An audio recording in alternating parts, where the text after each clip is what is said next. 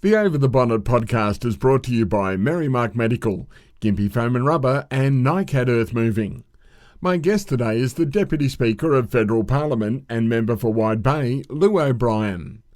After a 15-year career as a Queensland police officer, Llew Obrien took over the seat vacated by the retiring Warren Truss, and he's had a rapid rise through the parliamentary ranks after backing a failed leadership spill to topple Michael McCormack in favour of Barnaby Joice. He then announced he would no longer sit in the Nationals party room, but remain in the LNP and support the government. He was then unexpectedly nominated for a position by Labor that would see him chair federal parliament.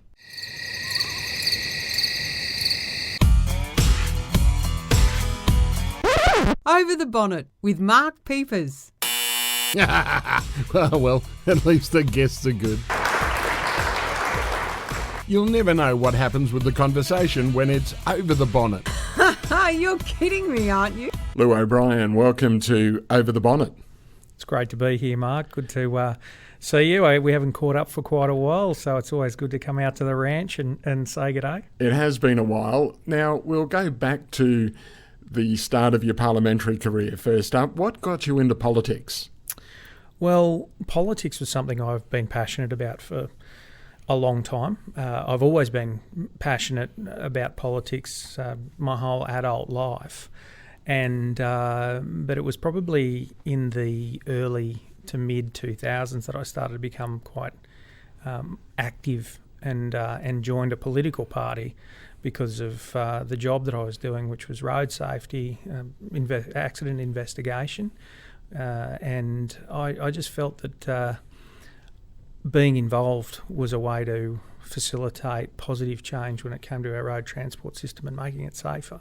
So I joined the National Party back then and was very enthusiastic about it, and it's something I enjoyed, something that I'd encourage others to do as well. And and then eventually my predecessor and friend and mentor, Warren Truss, who was the Deputy Prime Minister, had made the decision that he was going to retire. And he approached me and said, "Llew, I think you'd be a good replacement for him." And I had to give it some serious thought because it is a big decision going into public life. And after talking with my wife Sharon and my family and Warren and particularly Warren's wife Lynn Truss, who's a great friend of mine, I decided to give it a go and run for pre-selection. Must have been a big thing though, having the blessing of the sitting member and the Deputy Prime Minister. Yeah, it was. I've never seen myself as somebody that should be held out in public life as some, I suppose I always looked at Warren as being something special. He was an enigma. He was a man of great conviction and across the detail of policy, and obviously he went as high as you can go in the National Party in terms of parliamentary service. So I always saw Warren as something great, and when he asked me to replace him, I had to give it some thought because I wondered whether I was that guy. I see myself as very much an everyday normal bloke. Are you that guy? I mean, that's for others to judge.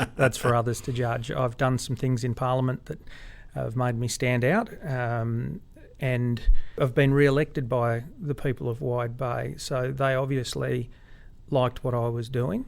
But at the end of the day, it's not for me to judge whether I'm that guy. It's for the people of Wide Bay who I serve. Surely, though, I understand that it is, and you have been elected, but what sort of a job do you think you're doing? Give yourself a report card. I suppose I'm certainly standing up for what I believe in.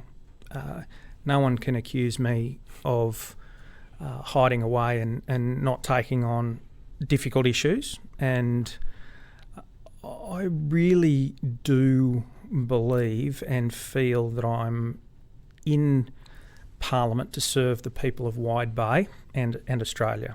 I'm not there for personal ambition. Are too many people like that they are in there for their own... You know, a lot of people say that politicians are trying to feather their own nest. Do you find that? Absolutely, but you'll never go into a workplace where there's more ambition than there is in Parliament. It is chock full of people who all believe they should be and can be the Prime Minister, and that's not going to be the case for a lot of them. I've never seen myself like that. All I've seen myself is an absolute champion for people from... Well, we know you're an absolute champion, but can you be Deputy Prime Minister? Is that on the radar? It's not something that I... Look, I don't strive to be the Deputy Prime Minister, but if in the course of me doing what I do, people made that decision and decided that I was somebody like Warren did for me when he retired, if someone thought that I was that person, well, of course I would look at it, but it's absolutely not something I have on my list of things to do while I'm serving the people of Wide Bay in Parliament. Especially with Warren being the Deputy Prime Minister, it's a great platform for you to aspire to that sort of office. It must be that sort of ambition that drives you, though, in some ways. Anyone can see that it's a great honour to be in a position in public service where the Australian people believe that you should be there as the Prime Minister, Deputy Prime Minister, Minister, or whatever the case may be. But you never underestimate the immense satisfaction of helping an individual or helping many individuals, and you can do that in the way that I've done it, as on the back bench, whether it be when I brought about the Royal Commission into the banks and financial services sector. You were a thorn in the side of Malcolm Turnbull. Well, every good politician or every good parliamentarian really should be a thorn in the side of their leader. If they're not, they need to think about why they're there. And it is quite a competitive place. But I've always identified what the goal is, and that's helping people, and then I've gone after it. And that's why I don't expect to be the Deputy Prime Minister, or I don't expect to be a senior cabinet minister, because I do things in a way that I get the job done, but potentially those opportunities won't come my way. They could, but we'll see. But I'm not going to change from what I do, and that's what I think is right and what I think is fundamentally best for Wide Bay. You've been in for a few years, 4 or 5 years now. What's the biggest single achievement that you think you've gotten across the line since you've been in the chair? Well, there's been a few big events. So as I said before, I was instrumental in bringing on a Royal Commission into the financial services sector and the banks. That was a big call and a big move, and there were, whilst not for a minute do I think the outcomes of that are perfect, but they certainly gave the banks and the big end of the financial services sector a wake-up call that there were people in Parliament who would pull them on and cause something like that Royal Commission, and that's what they always need to think. Why do you think Malcolm Turnbull didn't want it? You'd have to ask Malcolm Turnbull that. But the banks were putting profits before people. There is absolutely no doubt about that, and that was on full display in the Royal Commission. So that would be one of the big things that I would identify. The other one is one that's very close to my heart, and that is upgrading the Bruce Highway around Gympie. So when I managed to achieve funding for Section D of the Karoi to Curra bypass, that's $1 billion. And it was something that a lot of people said wasn't going to come our way in the time frame that... Well, they were saying 20 years. They were saying 20 years. And they were saying in Canberra that, this is where people say, you're on the backbench, you'll shut up and be seen and not heard. Do they say that? Do they actually... Do you have to toe the party line? Well, I think I've proved not. But there is, without telling you to shut up, obviously they don't say shut up and be seen and not heard, but there are ways and means of certainly doing that. And I just refuse to be quiet on an issue that first and foremost is about safety and families and lives on our roads. And that is obviously to benefit the people of my region, the region that's voted me in to go down there and do a job for them. That's a biggie though, this one with the Section D of the bypass. When is it expected to be up and running and operational? So we're looking around 2024. We had the sod turning recently at the commencement of it, and so it's commenced, it's going, and it'll be about 4 to 5 years now. They've got to factor in potential unforeseen delays. Everything going smoothly, we should be seeing that open in 2024, which will be great for Gympie. It'll be great for road safety. I think that's the biggest thing, is road safety for people travelling north. Yeah, definitely. I live on the Bruce Highway north of Gympie, and over this Christmas period there's been days where I've heard in excess of 5 to 10 emergency vehicles going past with their sirens on, and they're going to accidents. Mary and I were held up for 2 hours at an MVA Canalda Way. Yeah. So. Well, yeah, there was a truck that went off the road up at Canalda. So, we need to keep pushing, and that's another point. We need to keep pushing the 4 lanes north. We need world-class 4-lane divided highway across the east coast of Australia. You see, Victoria and New South Wales have that, or it's on the absolute verge of completion. I think it might have been completed now and opened in New South Wales. They have 4 lanes. We have 4 lanes going from Melbourne to Gympie, and that's where it stops. Now, that's not good enough. It's not good enough, and we've got another section of highway at Tyro that's going to be built, and it's in the design phase as we speak. Now, that's another thing that I've ruffled a few feathers on, because Do you enjoy doing that with these guys, the politicians that think that they're politicians for their own gain? Do you enjoy ruffling the feathers? I don't enjoy it. I do it because I'd much prefer not to. I'd much prefer not to have to go to the mattresses on these sorts of things.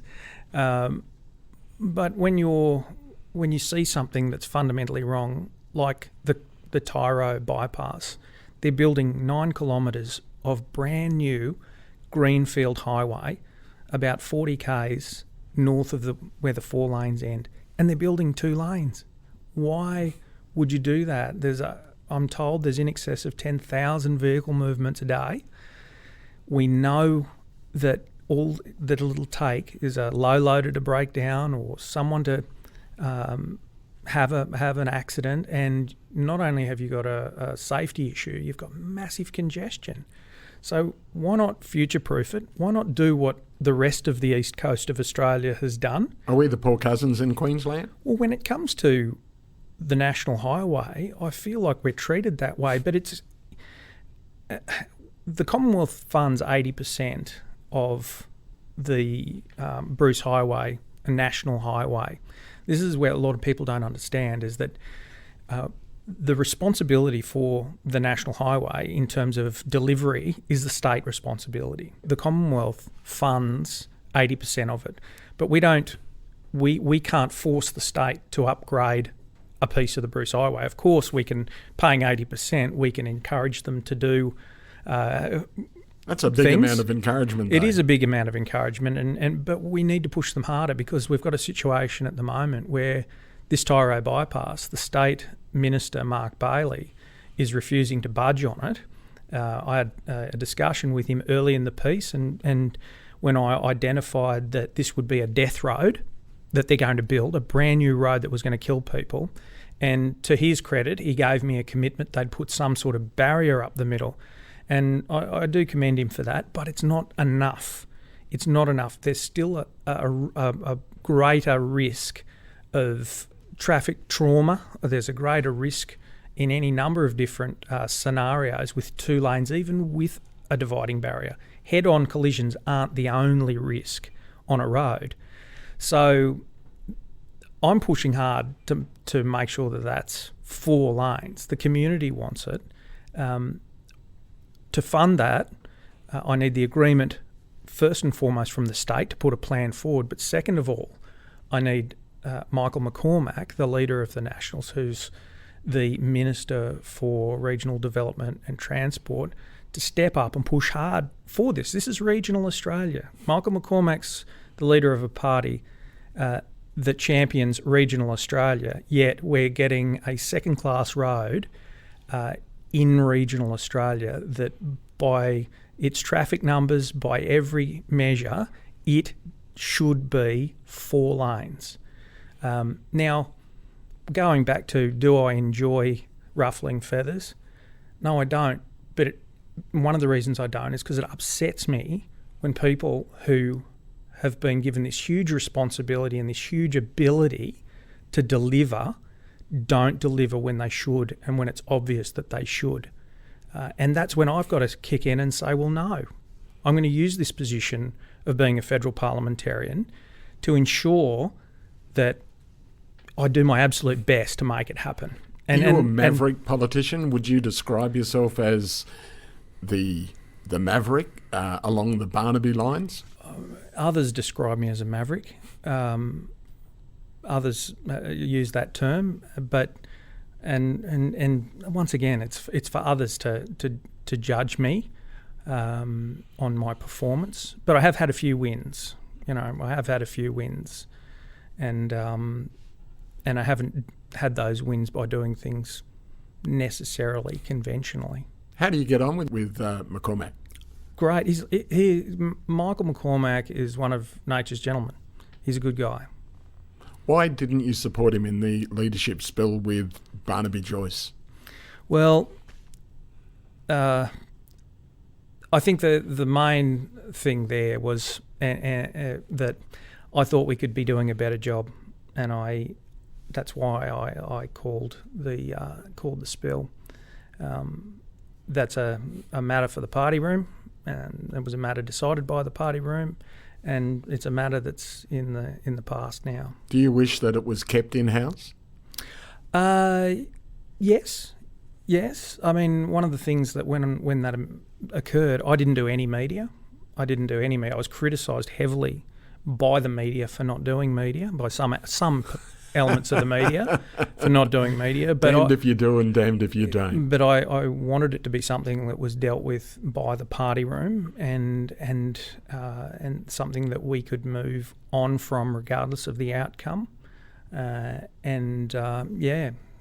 was what it was, but it's in the past now. And I tell you what, we're in a different world now than what we were then. No one had really heard of the coronavirus at that stage. It was early in the year. Well, they had, but not in the terms that we see it now. We didn't have heading towards $1 trillion worth of debt for the nation. So how are we paying for the road and those sorts of things, those big infrastructure projects that need to happen when so much money is being spent to cover the coronavirus? Well, look, we were heading towards $500 million worth of debt prior to the coronavirus, which sounds like a lot, and it is a lot, but we're in a lot better position than many other nations that we trade with and we deal with internationally. We have to borrow money. That's the reality, but we have to pay that back. And the only way we can pay that back is to get the economy going and get out of the way of business. Obviously, we've got many challenges with the stage of this pandemic that we're at. We haven't got an effective vaccine yet. Hopefully, it's imminent. So we're seeing spikes, as we are right about now, spikes in New South Wales and Victoria. And until we have a vaccine, that's going to be life with the coronavirus. So we've got to navigate our way through this section of this global pandemic. We've done that to the best of our ability with wage subsidies, which is JobKeeper. We've put billions and billions and billions of dollars into business to keep them alive, some to incubate, and to keep them going by subsidising and keeping those employees connected to employers. So when we come out the other side of this, we can recover as quickly as possible. Do you see light at the end of the tunnel? Absolutely. Australia's got some incredible assets. We've got a thriving resources industry that's helping us at the moment. We've got an abundance of land. We've got high quality education and healthcare. Australia has got everything going for it, and we need to support the private sector, get out of the way of the private sector, let them do what they do best, which is growing and innovating, and we need to support them where we can. Are we over-governed then? Well, I think we are. I believe that in smaller government, I don't think government should be intruding in everyone's life and intruding in everyone's business. I understand the obvious, which is that, of course, you need strong regulations to help everyone function fairly, but at the same time, they need to be as minimal as possible. If you were to get out the big stick and draw a line through one aspect of government to reduce the amount of government, what would you do? I think tax reform, where government is imposing. I'm a believer in that lower taxes stimulates the economy. We've done some work in that regard, some good work. But and I tell the state government to get rid of payroll tax. That there is not a business person I know that just isn't appalled by payroll tax, a penalty for employing people.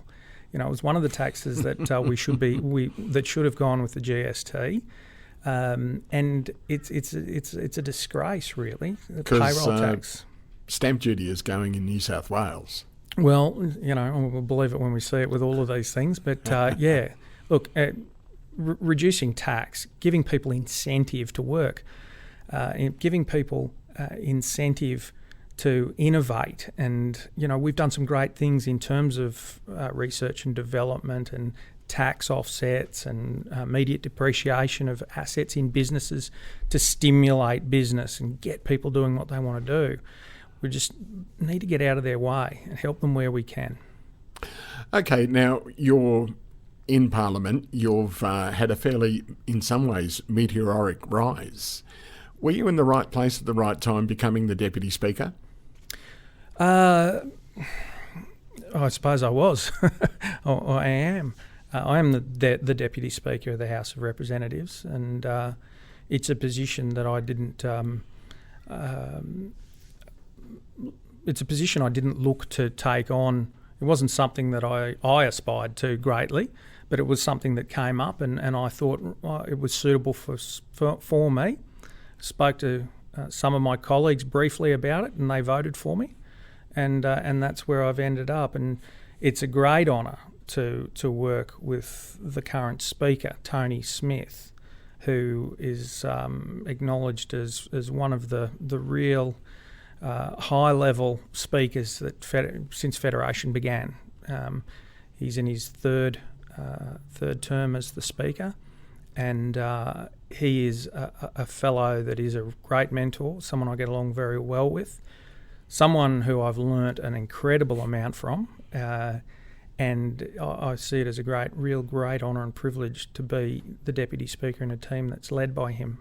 What has it taught you about the parliamentary process, being the Deputy Speaker and being involved at that level? At an individual level, it's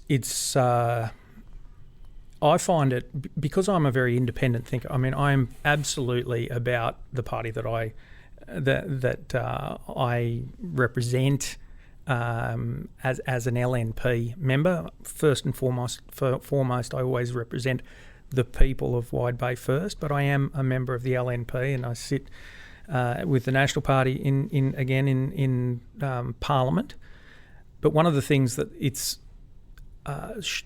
shown me, and one of the things that I have to practice, is an absolute unbiased view when I'm sitting in that chair. There is. Do you sometimes go, nah, sorry, fellas? Well, I think that I do. And once again, it's one of those things that others will judge. But I can't see. Obviously, there is a division, and you have the government and you have the opposition. Both sides play an absolute integral role in our parliamentary democracy. To sit there and effectively say there isn't a Labor Party and there isn't a Liberal national government, and when I sit in that chair, I'm not a member of that Liberal national government, I suppose it's something definitely that you have to consider all of the time. How do you get on with your Labor colleagues? Because obviously well enough they've voted for you. Yeah, well, I don't know whether it's absolutely because they think I'm a great guy, but look, this is Australia. We are the luckiest country in the world. Other governments and forms of government and representation in other areas of the world, opposition and government are killing each other. It's not like that in Australia. They're on the other side of the chamber when I do sit with the government. They're Australians on that other side. And when we walk out of that chamber, we're all Australians. And I consider a lot of those people on the other side to be friends of mine, good friends, people I trust, like the vast majority of the people on my side. Sitting in that chair gives you definitely a better appreciation for that when you have to adjudicate as to what's going on in the Parliament. How did you feel the first time when you sat down and it was Mr. Speaker, and you were in the chair? It must have been a real rush.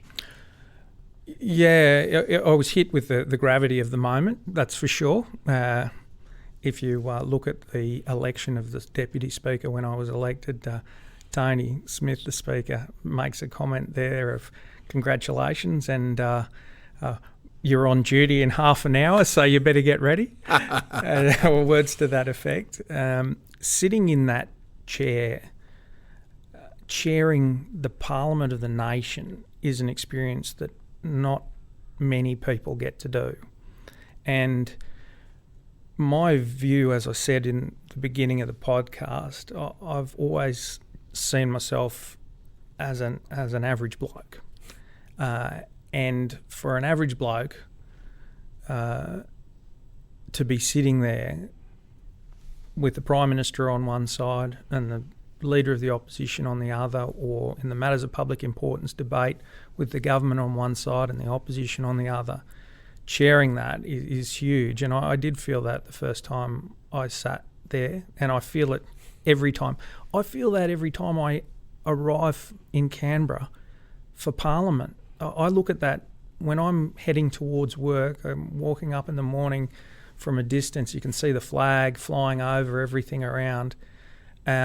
When I see those big stainless steel beams going into the sky, I just think, the day I don't feel in awe of this, and the day I don't see the absolute immensity of what's happening here and what I'm involved in, is the day that I need to hang up my shingle. It's the day that I need to get out of politics and give someone else a go. Are you a career politician?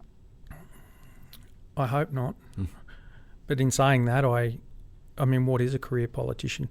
I could be in politics potentially for some time, but I don't.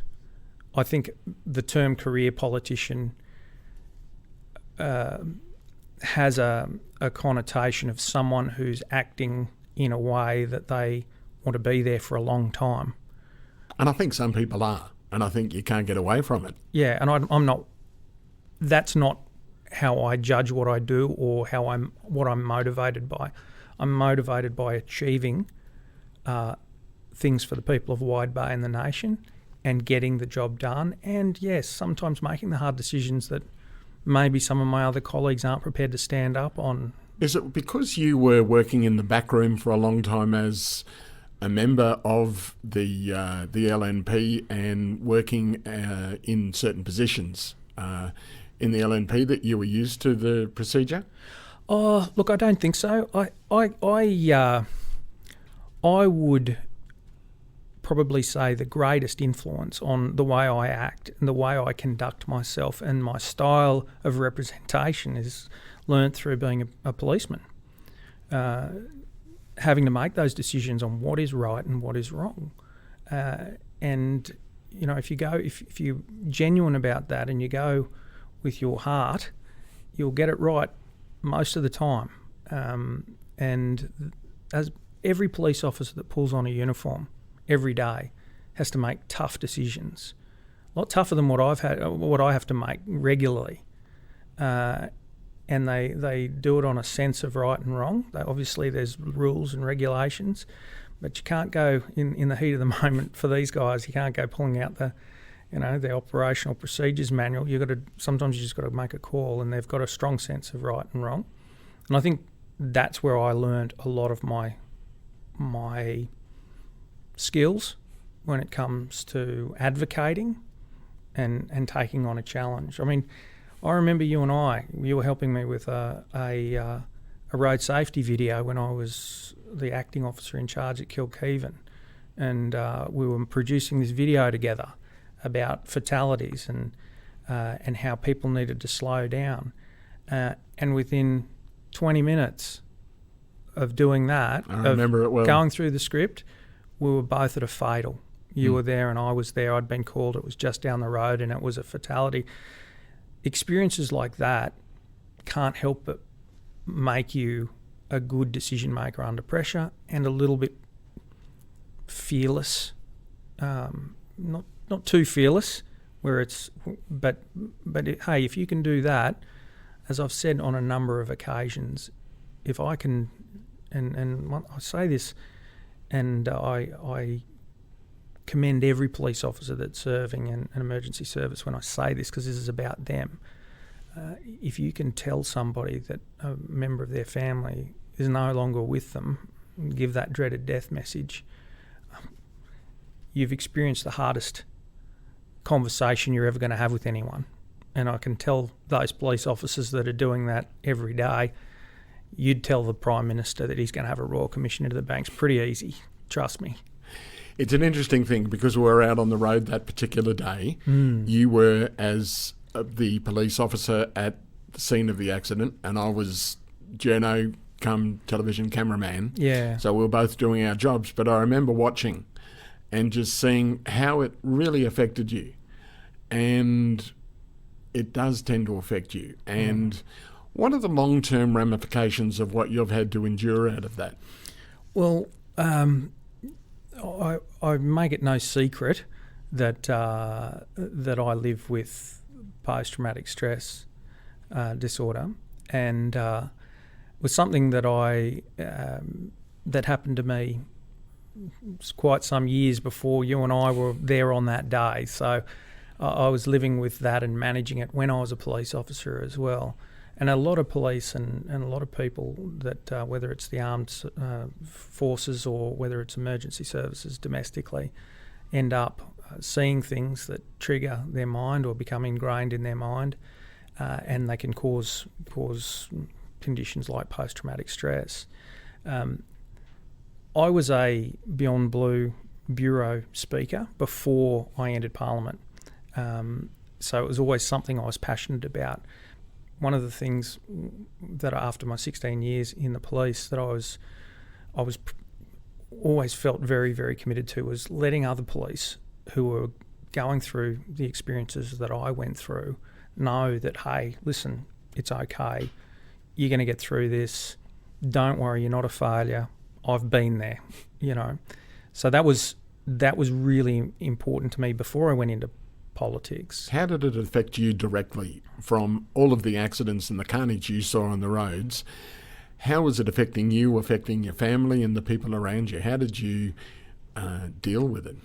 Well,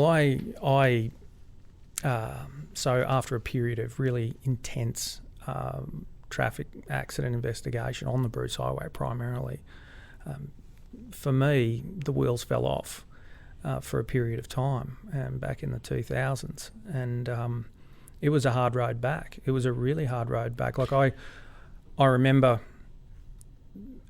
you see, you do put these things in the back of your mind when they're the signs that you're not coping or the signs that you're starting to fail in a culture like the police.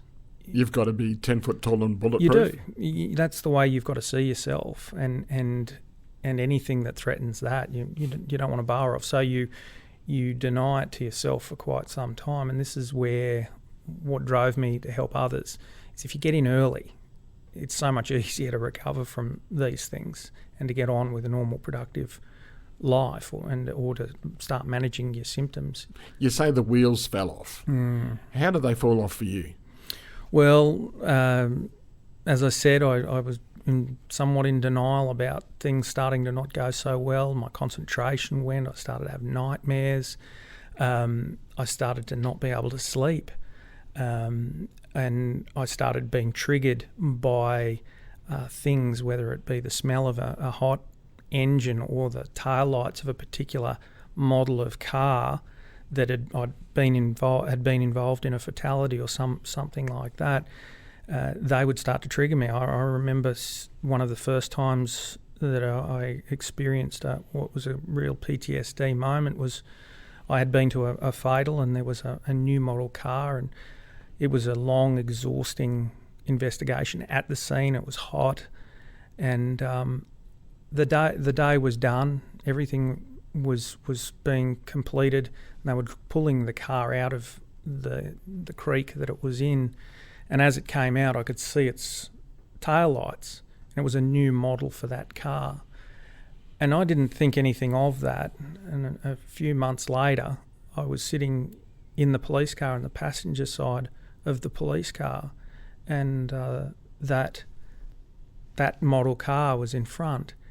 And the person put their brakes on, the lights shone on that, and I went into a complete moment of panic. My brain just had a fight or flight reaction to those tail lights. It rendered me almost completely incapable of doing anything at that moment. And I didn't know what was going on. It took me back to, and I knew what that was about, but I didn't know what was going on in my head. I knew they were the taillights of that car. So you put those things behind you. You try and you forge on. You want to be a strong symbol for your kids and a strong a person for your colleagues and for the community. But then eventually, if you keep denying that these things are happening, if you keep denying that, I've got to get to work, it doesn't matter that I didn't sleep last night, or eventually you can't do your job. And that's where I ended up for a period of time. And I was lucky that the Queensland Police Service was so good in helping me back through all of the support that they gave me. I remember there were a lot of police officers that were in my position that were out, but it was my goal to get back. It was my goal to be a fully operational police officer again, and I tried, and it was a bloody tough journey, but I got back, and I did it successfully, and that incident that we referred to before was quite some years after my return, and I was resilient enough. Sure, I had to manage myself, and sure, we could see I knew how the triggers. it directly affected you, and you could see that. And that must be a tough thing because, as you say, you were desperate to get back to work because that's what you are trained for. That's right. And, I had young sons and a young daughter, and I always saw myself as being, they'll be proud of their dad as a policeman, and to think that I was broken was hard, and it was something that I had to work really, really hard. But it's turned out to be one of the good things in my life because I now know a lot more about Llew Obrien. I wonder if I would be the Deputy Speaker or a Member of Parliament if I hadn't had those experiences, to be honest with you. How's it improved you? Well, I just have a much better understanding of my limits. And my limits are pretty high. If it's, I still have to be mindful of triggers to do with my PTSD, which are very specifically around traffic accidents, sirens, certain things. And I've got old friends, retired policemen that have lived the same life that I do. Fully, perfectly functioning, older people, but they still, if they see or hear something that just triggers one of those memories, they've just got to be careful. And I'm like that, but in doing so, it gave me a great understanding of how much I can take. And I do look back on those times, and I think, well, a lot of things that I go through now in politics are nothing compared to what I've overcome. Puts it into perspective. Yeah, what I've overcome there. It's not something I look at as bad, and if I can tell that to other people who are going through it now, and say, listen, because there was a point where in my life where I didn't think I was going to be much good. That was a realistic possible outcome of where I was at. Did you realise that at the time? I wondered whether I would ever be able to come good, and didn't matter how much exercise, treatment, whatever. I just wanted to look, am I never going to be able to work again? Am I never going to be able to contribute again? And I'd want to. And one of the great things about this opportunity that I have now, where people can look at me and say, well, this guy's kicking a few goals, I can say to those people who are in the depths of those moments now, it's okay. You can fight your way through this. It's hard yakka, but trust me, there is light on the other side of this, and you can come out the other side of this a different person. You're never going to be that same person again. Is that better?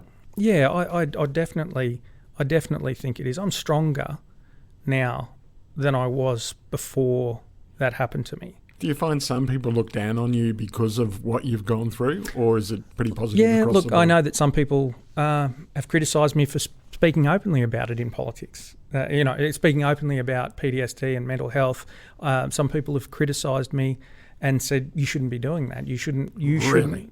Yeah, that still occurs, but I do it knowing full well who I am, where I am, and what I'm doing. And if I can help, and I did a piece in the Courier Mail at the beginning of the year or mid-year, outlining a lot of my journey, and the overwhelming response was thank you. Thank you for doing that, because this is what we've got to do to reduce the stigma associated with mental ill health.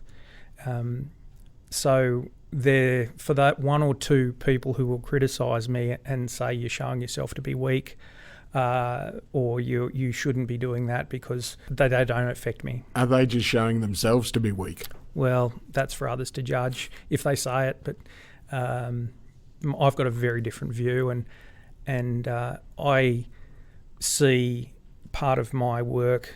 You said before, what are the achievements? And I talked about the road and the Royal Commission into the banks. I see breaking down the stigma associated with mental ill health as absolutely one of the biggest things that I can do. You have a position like that I have, and you're the sort of bloke that I am, I can't not take that opportunity to say, listen, it's not, the stigma associated with mental ill health is unjustified, because there are so many great treatments out there, and you can get in early, and you can live a very, very good life. You can live a better life. Not to take that opportunity would just be an absolute failure in my eyes of myself. How did you feel making your maiden speech to Parliament when you were able to talk about these sorts of things? It was okay. It's part of the journey. It's an incredible honour. I've made some big speeches. I've addressed the United Nations General Assembly regarding road safety.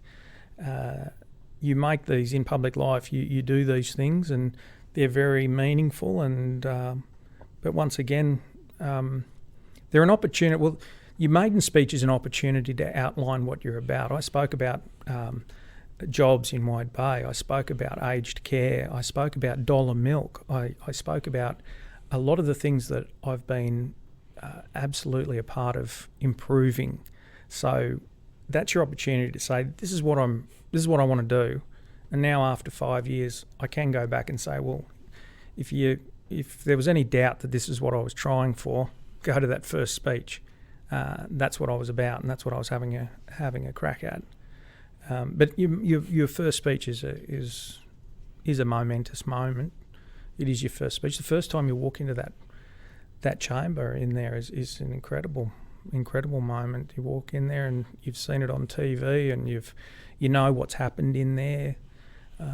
Some of the big events and decisions in Australia. Like I say, there's something wrong with you if you walked in there and you didn't feel in awe. You've walked out of the LNP once. You're back in the fold again. The National Party, the Parliamentary National Party. You've walked out of the room, yeah, as such, and hence you fell into the Speaker's role. What did Damien Drum say to you, the guy that was supposed to be the Speaker at the time, when you fell into the role? What was his reaction? Well, Damien and I get along fine. Damien's a good representative for the seat of Nichols in Victoria, a very different seat to Wide Bay, and he's a guy with a lot of experience. I obviously had a view that I should be the Deputy Speaker and not him. Otherwise, I wouldn't have put myself forward. But that's politics. I was elected by the people. There cannot be any clearer way of being the Deputy Speaker. The Parliament voted, and I was elected with the support of quite a few of my National Party government colleagues as the Deputy Speaker. Damien is the Chief Government Whip. He's a guy, now that I'm back in the National Party, I've had a couple of chats to, and look, he's a big boy. Are you going to be stirring the nest, as it were, and with any other leadership spills, or are you happy to support Michael McCormack? Well, Michael's the leader. I made it clear in the media that I'm not going back to destabilise or to do the numbers or anything like that.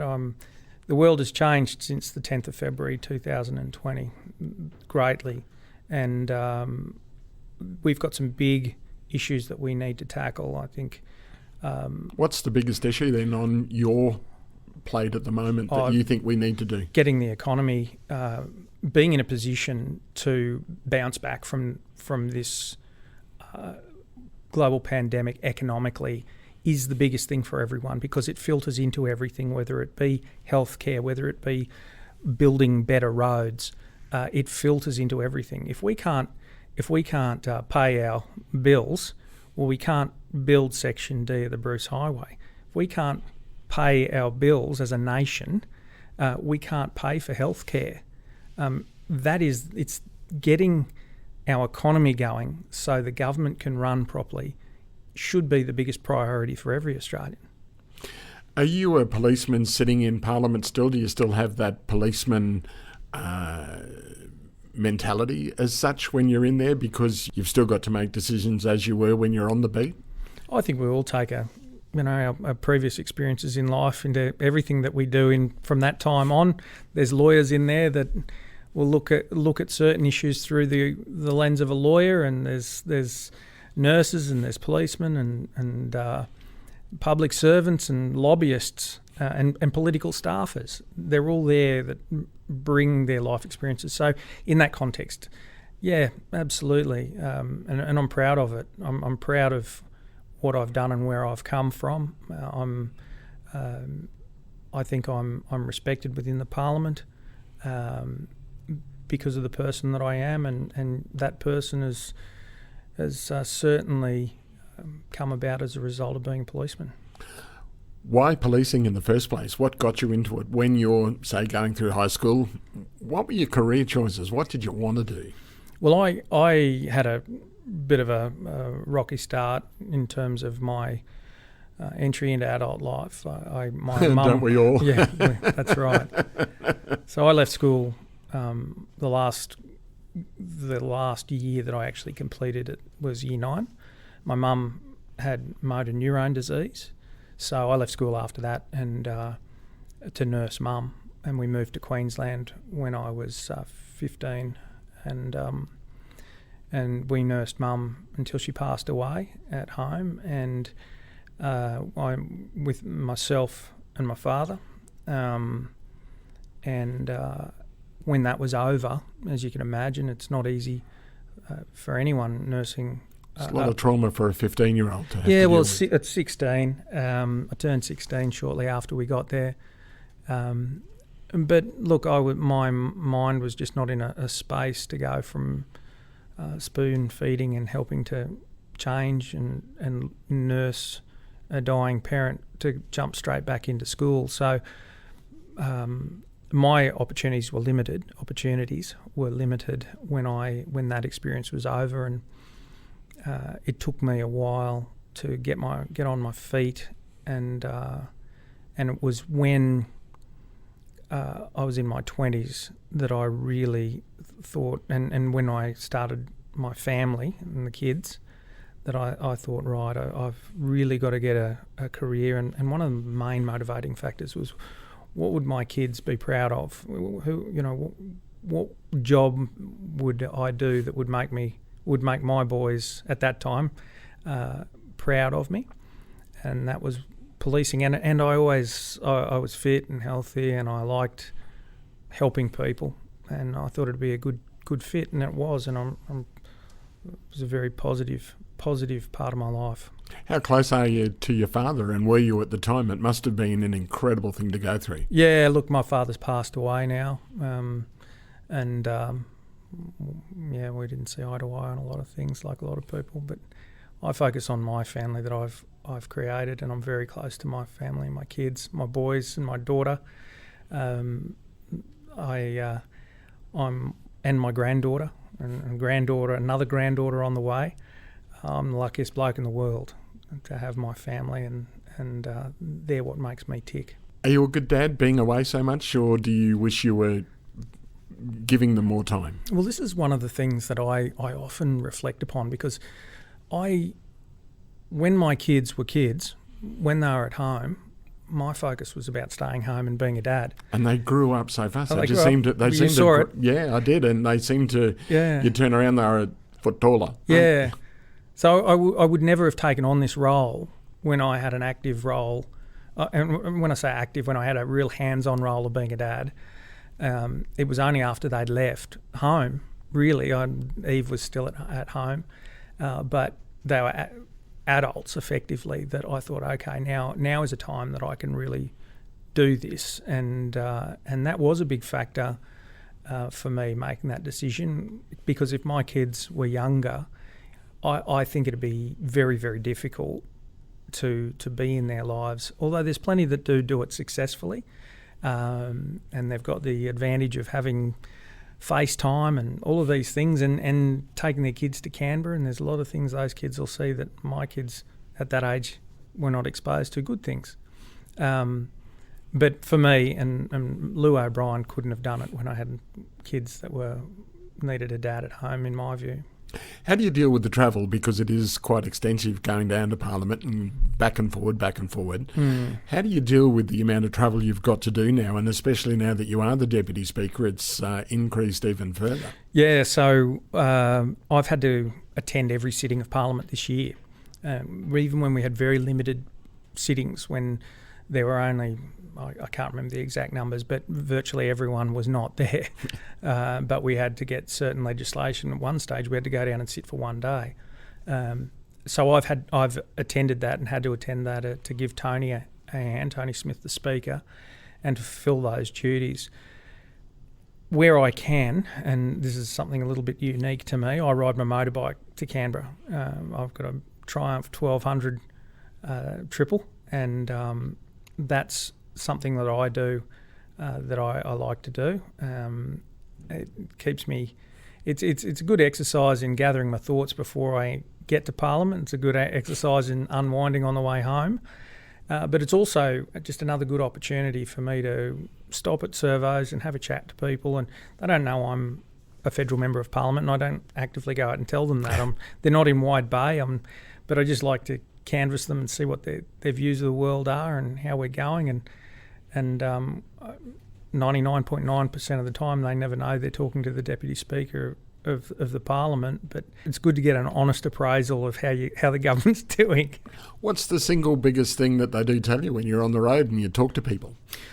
Throughout the pandemic, there has been a lot of positivity in terms of how we've handled it. There have been, particularly from business people, even at the service station, the JobKeeper kept them going.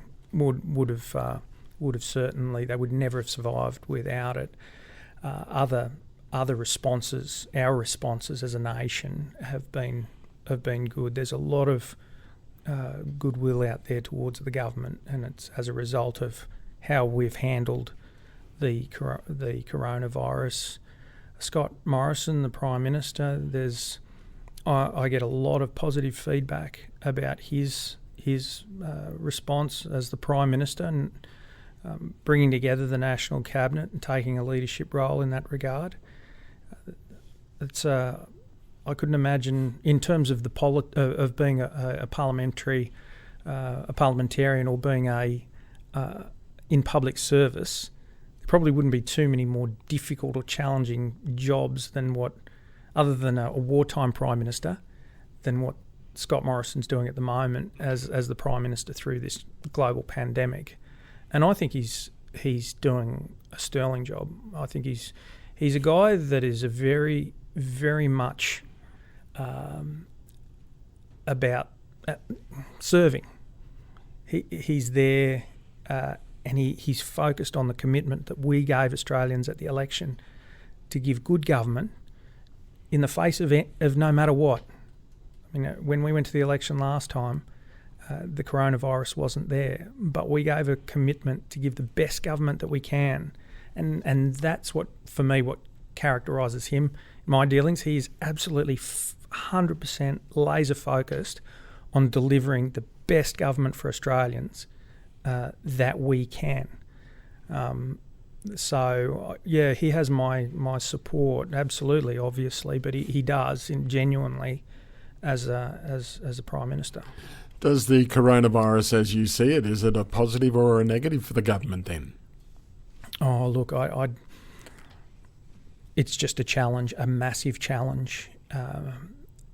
People, it's for the commentators and others to judge whether tough times put the wind in the sails of the government or they don't. And it's for the people to make that decision at an election as to whether we've done a good job. That's who ultimately it is up to. But all we can do is our best. I've got a good relationship a very good relationship with the Health Minister and the Treasurer and the Prime Minister. And I think they're three blokes, three Australians who have done an outstanding job in the most difficult times in public life. Does it worry you driving to and from Canberra with the coronavirus sort of hotspots around the place? Does it worry you going down there and going here and travelling the way you have to? Yeah, look, I'm obviously very mindful of it, and I've had to quarantine upon return once, and I avoid any hotspots, absolutely, and I have to get a permit to get back into have had to in the past to get the permit to get back into Queensland.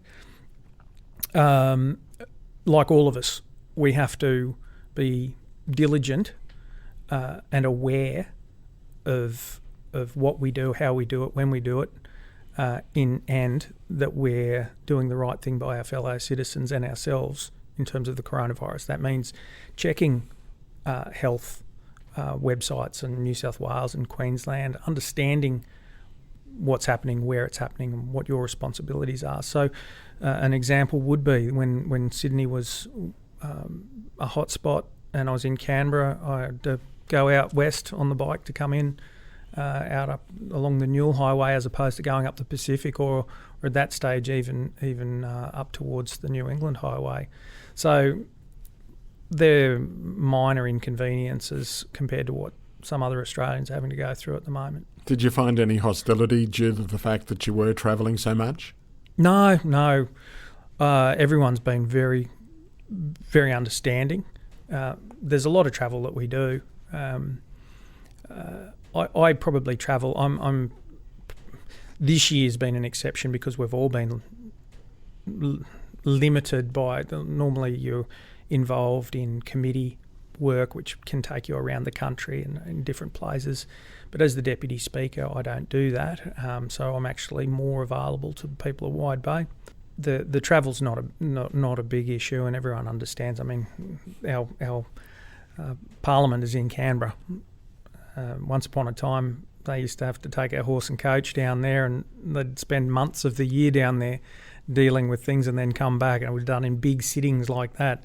We're very lucky now that I can take a day or at most 2 days out of my calendar to travel to and from over the course of a year. It's something people understand. You say about Warren Truss, who you took over from. What has he said about how you've gone so far? Has he given you a report card? Warren is a bloke who very much understands that I'm a different person to Warren, but he always, on the times that I've asked him for advice, he's always given fearless and frank advice. But then he's always followed it up with, "Well, Lou, you're a different person to me, and you need to do what's right." So as far as political mentors, who's the person that you aspire to be politically? Well, that's a hard one because you take aspects of a whole bunch of people,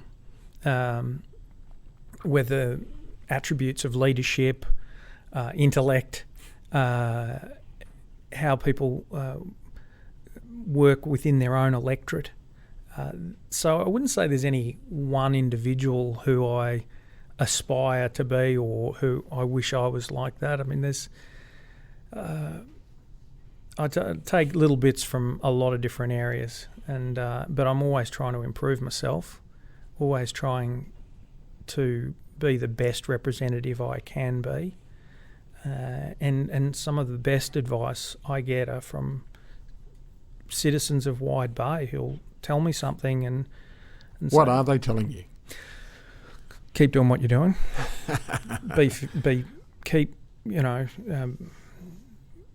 Don't go down there and just toe the line for the sake of towing the line. They like the fact that I stand up. Were they worried about that you were going to do that when you first started? I think there's always there's always a period of consideration where people don't go into politics saying, well, at their pre-selection speech, okay, so what I'm going to do is I'm going to go down there, I'm going to tell you all these positive things that I'm going to change, and then when I'm going down there, I'm actually not going to do anything, or I'm going to sit on my bum down there and just try and be as quiet and not upset as many people as possible. People don't say that when they go into politics.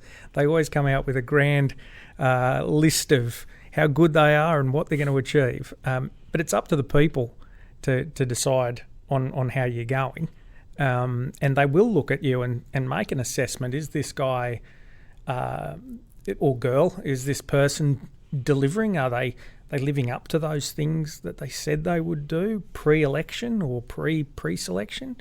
Are they actually standing up? Are they a strong voice for my community?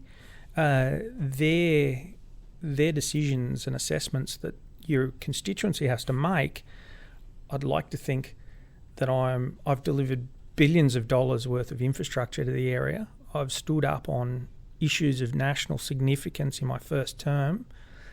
I've been available as best as I can, been available to the constituents who put me there. Does it surprise you how busy you are? Look, it's not a surprise, but it's a challenge at times. You do get very busy, but that's part of the job. And if you're not busy, there's something wrong once again. What is the best part of the job, and the worst part, for that matter? The best part of the job is a hard one. I think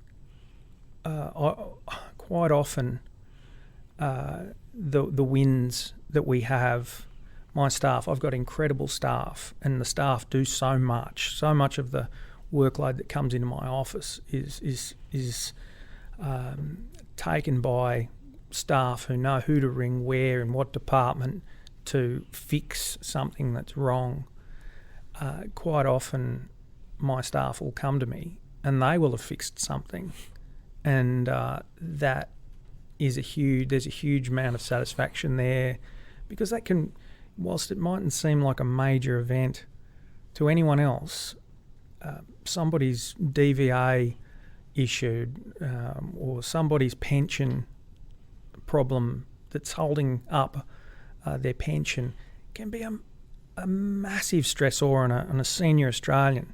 Massive. And when I either help or one of my staff help, that's great. So it's not always the addressing the General Assembly of the United Nations or cutting the ribbon on a new piece of infrastructure. Sometimes it's the knowledge that you have just had a huge positive influence on an everyday citizen of Wide Bay. That's what I get a great deal of satisfaction from. What's something about Llew Obrien that most people don't know? Because you're a pretty public figure these days. That's right. I put it all out there. Look, that I'm a keen photographer, that I love photography, and sometimes as part of relaxation and part of de-stressing, I find that photography is a great way of relaxing. Takes you out of your own mind. You know, you're a photographer, you're a cameraman, you know about videography and all of those things. You know, when you've got to frame a shot and you've got to look at everything that's not going on in your head and capture something of value. I love that. I love taking photography of bird photographs, and I love taking photographs of my grandkids. So yeah, probably that I'm a bit of a mad keen photographer. What do you prefer, portrait photography or landscape? When it's my granddaughter in front of me, it's all portraits, and but like I said, I don't mind landscape photography, but I like bird photography, especially if you've got a decent lens. I've got it's a 1 to 400 mil micro 4/3 lens, so for your full frame equivalent, it's like an 800 mil lens. That's a biggie. Yeah, that's a biggie, and you can take some pretty amazing photographs of birds from some distance, and I love doing that. It's a bit like fishing. You know, you never know. You'll take a whole heap of photos, hoping that you've got a few, and then you'll have a look, and you might have an absolute cracker there.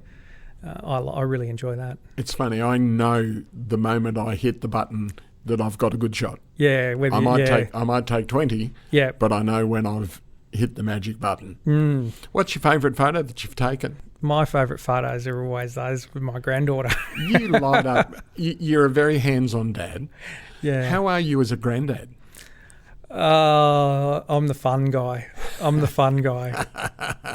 My granddaughter comes to me whenever she drops around or we're looking after her, and I am Mr. Entertainment. So it's look, I just love being a granddad, and it's something that filters into. It's me. It's Llew Obrien. It's a big part of my life. It's a great leveller to have people that rely on you so implicitly. Yeah. Well, before grandkids, you have kids, and that's a huge responsibility, and something that I cherish greatly, and something that I, as a cop, a lot of police officers see people that don't cherish that, and kids in distress, and that really great, is hard to come to terms with, and you think about people that are in positions where they can't have kids and want them, and then all of a sudden you see these people that have kids and don't do the right thing, and you think how unfair that is sometimes. But I understand how precious it is, and it's extremely, family is everything. What have you still got to achieve in Parliament? What's the biggie that you really want to get across the line? You've done banking, you've done some pretty large infrastructure with roads. What do you still want to do? I think there's so at a local level, we've got to keep this 4 lanes going north. I'm not going to stop. I may not win, but I will do my best, and I'm not going to stop trying on this Tyro bypass until we've got 4 lanes. It's just something that is fundamentally obvious and needs to happen. So that's one of the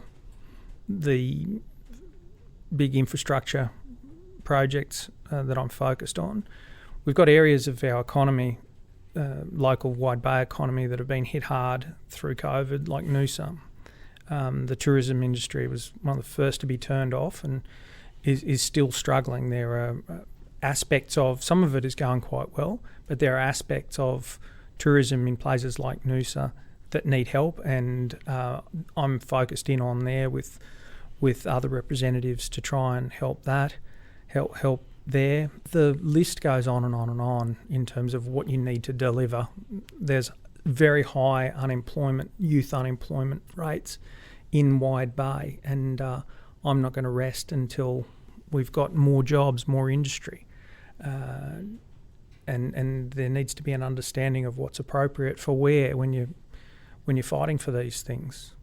I mean, one of the other aspects aside from safety for this for this Tyro bypass is if you build a better road, if you build a bigger piece of infrastructure, you attract more growth and better growth in that area. There's talk of solar industrial parks and everything around Tyro.